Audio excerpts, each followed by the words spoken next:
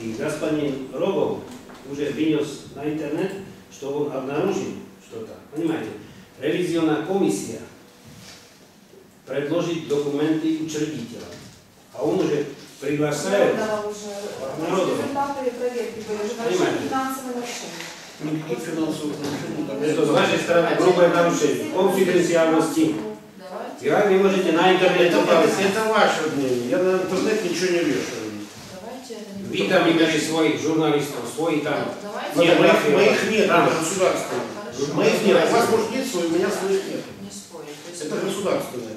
С вашей стороны это грубое нарушение. Понимаете, что такое грубое? Это нет нарушений с моей стороны закона. Поэтому вот я не хочу, чтобы выносились отсюда любые документы, потому что я вам не верю. А я вам не верю. Что вы сделаете вообще в нашей стране?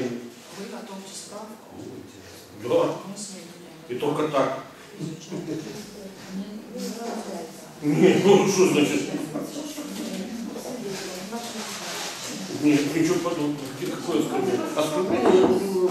Что сказали? Но вы же хотели провести. Сейчас... Что вы имеете в виду с этой нашей страной? И что-то против Словакии хотите? Нет, не против Словакии. И против у вас